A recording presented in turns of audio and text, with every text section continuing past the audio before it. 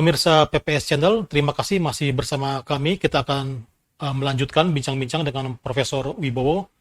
Prof, kita kalau dari industri ekonomi kan banyak perusahaan-perusahaan itu yang dia harus adaptif dengan perubahan di apa yang terjadi di eksternal ya. Nah itu bagaimana manajemen perubahan bisa mempengaruhi kebijakan sebuah organisasi atau perusahaan agar lebih adaptif lagi dengan kondisi pasar, Prof? Tadi saya kemukakan ya bahwa kalau dalam perubahan itu kita itu mau jadi follower atau jadi leader. Kalau kita adaptif itu memang harus, kalau tapi kita hanya jadi follower saja, gitu ya. Jadi memang di dalam kondisi di mana kondisi kita itu masih lemah dan harus mengikuti yang lain, maka kita harus adaptif, menyesuaikan diri, gitu ya. Bagaimana tren yang ada di luar, kemudian kita menyesuaikan supaya tidak ketinggalan, kan gitu. Katakanlah perkembangan teknologi, kita harus mengikuti perkembangan teknologi itu, ya, supaya kita tidak ketinggalan. Tetapi kalau kita ingin lebih maju lagi, bagaimana kita bisa menciptakan suatu teknologi yang lebih baik dari yang ada sekarang, kan gitu. Artinya lebih produktif itu di penekanannya, Prof. Ya? Iya, jadi lebih maju ya, kayak kita menjadi pemimpin. Jadi menjadi leader dari perubahan, bukan sekedar follower. Kalau kita adaptif itu sebagai akibat dari kita itu harus follower gitu. Jadi ada lebih expand dari adaptif ya? Apa itu, Prof? Ya, sebetulnya gini, kalau menurut teori Kreitner itu ya, kalau yang paling sederhana itu memang adaptive change gitu. Dia menyesuaikan diri dengan apa yang ada gitu. Tahap keduanya ada yang namanya innovative change. Innovative change itu kalau perubahan-perubahan, inovasi terjadi pada lingkup satu organisasi. Tetapi kalau kita bicara yang lebih maju lagi, yang dinamakan radically innovative change. Itu perubahan-perubahan inovasi yang dilakukan pada level industri, jadi yang lebih luas lagi gitu. Itu pendapat dari Kreitner begitu gitu ya. Jadi kalau ada adaptif itu sebenarnya level yang paling bawah. Itu penjabarannya seperti apa? Radikal, inovatif, change. Ya, Itu bagaimana? innovative change itu untuk perubahan-perubahan pada level organisasi saja. Dalam suatu organisasi kita melakukan perubahan-perubahan. Itu namanya innovative change. Jadi menghadapi situasi itu kita lalu mengadakan inovasi, perubahan apa yang harus kita lakukan.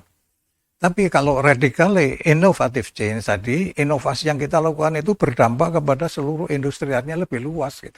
Bukan hanya diri kita sendiri, tetapi termasuk kepada organisasi yang lain gitu. Artinya tantangan dan ancaman yang dihadapi level-level ini pasti berbeda, Prof. Iya, pasti lebih berat gitu kan. Nah itu seperti apa tuh? Apa penanganannya, Prof? Dari level adaptif sampai radikal inovatif change itu. Kalau adaptif itu kan cuma menyesuaikan saja. Yang terjadi di luar sana seperti apa, supaya nggak ketinggalan kita ikut gitu loh, menyesuaikan diri. Tapi kalau inovatif change itu pada tingkatan hanya dilakukan perubahan-perubahan di dalam organisasinya sendiri. Gitu. Tapi kalau radical inovatif change tadi, kita harus melakukan inovasi-inovasi yang bisa berdampak luas di luar organisasi kita. Jadi dampaknya itu bisa keluas gitu. Ya, jadi dampaknya itu dikatakan sebagai dalam suatu industri. Jadi kalau bukan satu perusahaan, tetapi misalnya kalau bisa bicara otomotif ya, seluruh industri otomotif gitu lah ya. Bukan satu merek saja kan. Oh, jadi bisa dikatakan 3 level ini adalah menunjukkan 3 level perusahaan yang berbeda, Prof ya? Mungkin adaptive change Bukan, jadi kecil. dia tidak menunjukkan perusahaan sebetulnya, hanya mengatakan tingkatannya. Oh, tingkatan tantangannya. Ya, tipologinya itu mengatakan. Jadi Kreitner itu istilahnya menggunakan tipologi. Tipologi perubahan itu yang namanya adaptive change, innovative change, dan radically innovative change. Gitu. Kira-kira apa yang harus dilakukan oleh sebuah organisasi atau perusahaan agar dampak buruk dari perubahan yang tadi Prof jabarkan itu tidak begitu terlalu berpengaruh besar terhadap eksistensi mereka, Prof? Ya, sebetulnya di dalam kita menjalankan perubahan itu, Pak, tergantung jenis perubahannya seperti apa. Apakah perubahan itu memerlukan waktu lama apa tidak? Jadi ada rumus yang dikatakan begini, bahwa kalau misalnya goal kita itu terlalu jauh, orang ragu-ragu, ini sudah ada hasilnya apa belum? Gitu. Makanya ada yang dinamakan apa namanya hasil jangka pendek yang namanya apa quick wins gitu. Artinya apa? Orang lalu lihat, oh sudah ada ini, oh sudah ada ini gitu loh. Walaupun hasil akhirnya belum gitu loh. Dan kalau kita bicara tentang sesuatu goal yang terlalu jauh, yang terlalu panjang atau lama gitu kan, orang kan nggak lihat hasilnya. Tetapi kalau itu dipotong-potong menjadi jangka pendek, maka kelihatan, oh ini sudah ada ini, oh ini sudah ini, udah nyampe sini kan gitu. Itu namanya quick Oh, wins. jadi ada milestone ya. Iya, ada quick wins namanya. Oh, quick wins. Jadi ada hasil-hasil jangka pendek yang sudah Nah, itu kelihatan. pasti membutuhkan kehati-hatian, Prof, ya, supaya kita target-target tercapai. Ya. Iya. Itu bagaimana untuk membangun kehati-hatian itu, Prof? Ya, sebetulnya kan semua itu harus direncanakan. Memang yang namanya perubahan itu ada yang dinamakan perubahan terencana, ada perubahan tidak terencana. Wah, ini menarik ini. Seperti apa tuh perubahan terencana dan tidak terencana? Perubahan terencana itu ya memang direncanakan. Saya kepingin seperti ini, itu desire state-nya kan gitu kan, dan tahapannya begini gitu. Tetapi kadang-kadang bisa terjadi sesuatu yang kita tidak menduga lalu terjadi. Misalnya saja dengan corona itu kan sebetulnya mengakibatkan perubahan tidak terencana. Ya, tahu-tahu ada penyakit begitu yang menjadi pandemi, wah kita harus ini rumah sakit, ini dokter, ini segala macam kan itu. Itu kan mendadak itu.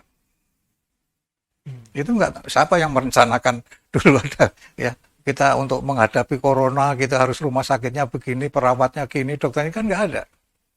Tapi karena begitu ada pandemi begitu lalu semua bergerak gitu kan. Melakukan. Jadi butuh agility ya, atau kelincahan dalam Oh ya pasti. menerapkan itu. Ya pasti. Seperti apa tuh kelincahan yang harus dipunyai oleh para manajer?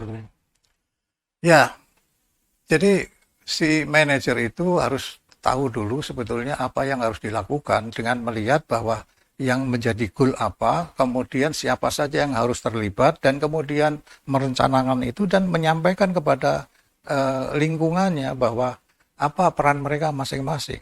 Di situ diperlukan keterbukaan, diperlukan komunikasi, diperlukan saling berbagi, diperlukan kepercayaan dan sebagainya, macam-macam.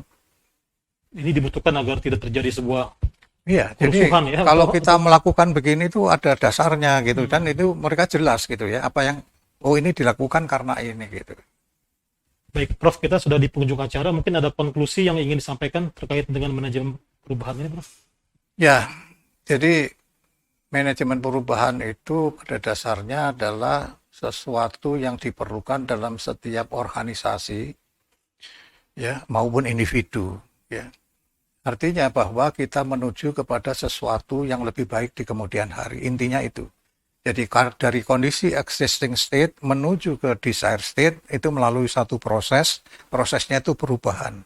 Perubahan itu ada yang menamakan transition, ada yang menamakan delta state gitu ya, istilah macam-macam. Nah, kunci dari keberhasilan itu adalah pada readiness to change. Kita siap nggak untuk berubah? Walaupun kita bersemangat untuk berubah, tapi kalau kita nggak menyiapkan orangnya, ya susah. Karena mungkin akan timbul banyak resistensi juga. Ada apa ini lagi gitu kan? Nah, itulah harus dijelaskan kepada mereka yang dalam bentuk yang namanya readiness tadi, menyiapkan mereka. Karena kebanyakan orang resisten itu karena tidak tahu sebetulnya apa yang terjadi, atau tidak tahu bahwa ini kita bakal rugi atau bakal untung. Ya, karena resistensi itu ada yang kebanyakan orang bicara resistensi menolak perubahan. Karena apa? Sudah nyaman ya dengan merubah kondisi. kenyamanan. Tetapi ada orang yang mendukung bahwa perubahan itu penting karena ada prospek. Dengan adanya perubahan mungkin saya naik pangkat, mungkin gaji saya naik, mungkin jabatan saya berubah, mungkin macam-macam. Jadi memang kebanyakan sih kebicaranya tentang apa tidak enaknya gitu ya, resistensi itu. Tetapi ada juga yang mengatakan sebetulnya banyak positifnya. Ini tergantung orangnya, itu orang yang memang penakut, apa orang yang sudah siap, ya, apakah orang yang memang percaya diri. Percaya diri. Baik, pemirsa PPS TV, kita sudah di penghujung acara. Oh ya, Prof, ini salah satu buku karya Prof Wibowo ya. Judulnya Manajemen Perubahan, diterbitkan oleh Raja Wali Press ini. Ini ditulis kapan, Prof?